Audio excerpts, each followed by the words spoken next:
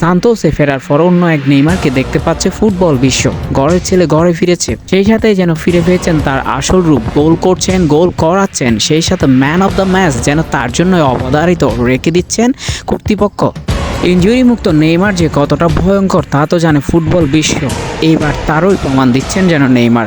সান্তোসের হয়ে ইতোমধ্যে খেলে ফেলেছেন 7 ম্যাচে করেছেন 3 গোল, করিয়েছেন 3 গোল, মোট 6 গোলে অবদান তার, এবং সেই সাথে 4 বার হয়েছেন ম্যান অফ দ্য ম্যাচ। এদিকে ইনজুরি মুক্ত নেইমার এখন সবচেয়ে বেশি ফর্মের তুঙ্গে, তাই তো দরিবলের চোখেও পড়েছেন তিনি। সাথে সাথে এবার সামনে বিশ্বকাপ কোয়ালিফায়ার ম্যাচ খেলানোর জন্য স্কোয়াডে রাখা হয়েছে তাকে। দেশের হয়ে আরও কিছু দেখাতে পারলে সেটা হবে আরও অনেক বেশি নেইমারের কেরিয়ার জন্য প্লাস পয়েন্ট। এখানেই তো সমাপ্ত নয়, সম্প্রতি আবারও গুঞ্জন চাউর হয়েছে নেইমার ফিরতে চলেছেন ইউরোপের ক্লাবে। সম্প্রতি বার্সেলোনার মতো ক্লাব তাকে নেওয়ার জন্য নাকি আগ্রহ দেখিয়েছে। যদি বার্সায় আবার ফিরেন সেটা হবে কামব্যাকের আরেক অন্যতম ইতিহাস, যেটি লিখতে যাচ্ছেন নেইমার।